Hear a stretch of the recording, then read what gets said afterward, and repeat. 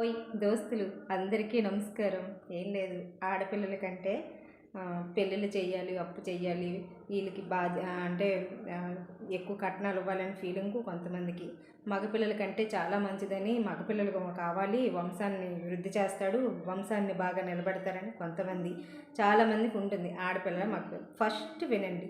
First మన తల్లిదండ్రులుగా మనము భగవంతుడు మనకి ఏ పిల్లల్ని ఇచ్చినా, ఆడపిల్ల మగపిల్లల కాదు, ఏ పిల్లల్ని ఇచ్చినా ప్రేమగా తీసుకుంటాము. ఎందుకంటే ఆ బంధం ఆ వెలకట్టలేదన్నమాట. అంత తీపి పిల్లలంటే, అంత మమకారం. పిల్లలకి ఏదైనా జరిగిందా తట్టుకోలేము, అంతవరకు కరెక్టే ఏ పిల్లలని.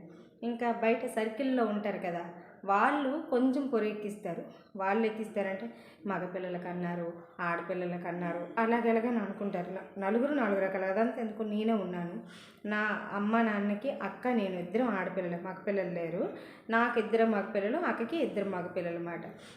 మా సర్కిల్లో ఉన్న వాళ్ళు లేటనే వాళ్ళు పోనీ మీ అమ్మ మీ నాన్నకి ఆడపిల్లలు కాబట్టి మీరు మగపిల్లలు కనేసారు అనేసి అనేవాళ్ళు అన్నమాట.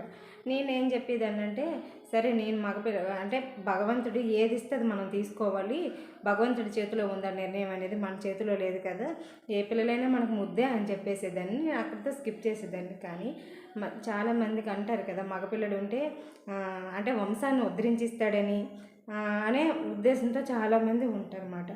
ఆడపిల్లలు అయితే వేరే వాళ్ళ చేతిలో పెట్టాలి, వేరే వాళ్ళకి కట్న కానుకలు ఇవ్వాలి అనేసి చాలామంది ఉంటారు. ఇది చాలా రాంగ్ అని నా ఒపీనియను. మగపిల్లల ఆడపిల్లల కాదండి ఇక్కడ సమస్య అనేది.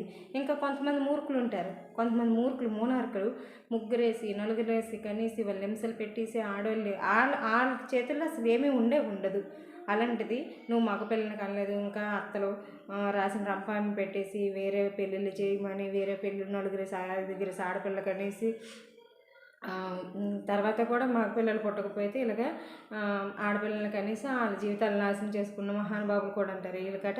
వీళ్ళ వంశం ఒక రాజవంశము, ఈ రాజవంశాన్ని నిలబెట్టాలి అంటే ఈ రాజవంశం కూలిపోకూడదు, మగపిల్లడు ఖచ్చితంగా కావాలి, ఆ మగపిల్లడు వచ్చి ఈ రాజవంశాన్ని ఉద్ధరిస్తాడు, ఏలుతాడని చాలామంది మూర్ఖులు ఉన్నారు. అంటే వంశం కూలిపోతుంది, ఈ మా వంశానికి ఎవరు ఒకరు ఉండాలి అని చెప్పేసి ఉన్న వాళ్ళు కూడా ఉన్నారు. ఎవరు చెప్పారు వంశం కూలిపోతుంది, వంశానికి ఉండాలని? ఎవరు అడుగుతున్నారు నీకు ఇప్పుడు వంశాలు అయ్యని? అలా అలా అలా థాట్స్ పెట్టుకుంటే లైఫ్లో బతకలేమన్నమాట. అయితే నేను చెప్పాను కదా, ఆడపిల్ల మగపిల్ల ఏ పిల్లలు కూడా మనల్ని చూడరు. ఆడపిల్ల మగపిల్ల అని నేను చెప్తున్నానే, ఎవ్వరు కూడా మనల్ని చూడరు. కాస్త కోస్త ఆడపిల్ల దేనికి చూస్తుంది తెలుసా?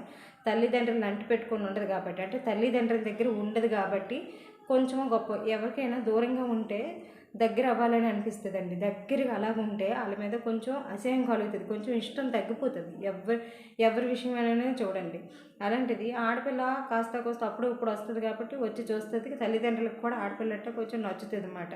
అంటే ఒక అబ్బాయి ఒక అమ్మాయి ఉన్నవాళ్ళు ఇలా ఉన్నోళ్ళు కూడా అప్పుడప్పుడు వచ్చి తల్లిదండ్రులు చూడడం గట్ట చేయడం చేస్తుంది కాబట్టి ఆడపిల్ల అంటే కొంచెం. అదే మగపిల్లడు అనుకోండి, మగపిల్లడి దగ్గర ఉన్న తల్లిదండ్రులు మగపిల్లడికి నచ్చరు, చూడడం లేదు. తీరా వెళ్ళిపోయి వచ్చిన కోడల మీద పడిపోతుంటారు. అది వచ్చింది మార్చేసింది. తను కోడల మీద పడిపోవడం దేనికి చెప్పండి?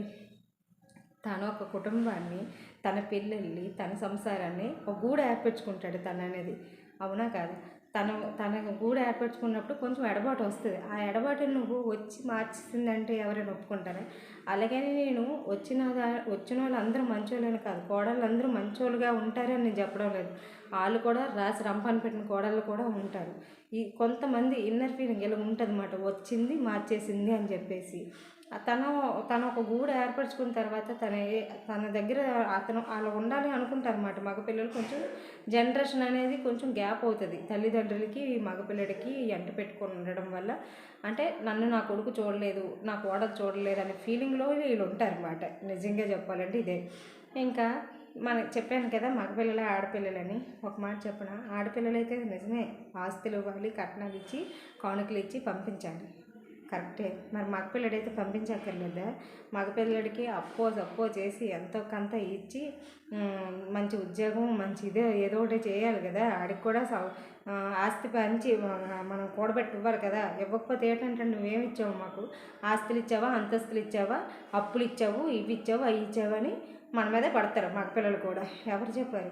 పిల్లలకి అన్నామా, పెంచామా, మంచి వృద్ధిలోకి తెచ్చామా, వీళ్ళు ఒక చేతిలో పెట్టామా, మన జీవితం వృద్ధాప్య జీవితం మనది అయిపోయిందా, మనల్ని మాత్రం వాళ్ళు చూడరు. పక్కా నిజం. అంటే ఆశలు పెట్టుకోకూడదు. మన పిల్లలు మనల్ని చూస్తారనే ఆశలు పెట్టుకోకూడదు. మీకు సెక్యూర్గా ఏదైనా ఇన్ కేసు ఫైనాన్షియల్గా ఏదైనా ఉంది అనుకుంటే మీరు సెక్యూర్గా ఉంచుకొని మీరు వృద్ధాప్య జీవితంలో గడపాలే తప్ప పిల్లలు మనల్ని చూడరు. అలాగని పిల్లలు ఎదుర్కోలేము. వాళ్ళ బాధ్యతలు వాళ్ళు నెరవేర్చుకుంటారు అంతే. అదే ఫీలింగ్తో ఉండండి తల్లిదండ్రులు. దీని గురించి ఏదైనా తప్పుగా మాట్లాడితే కింద కామెంట్ చేయండి, సరేనా?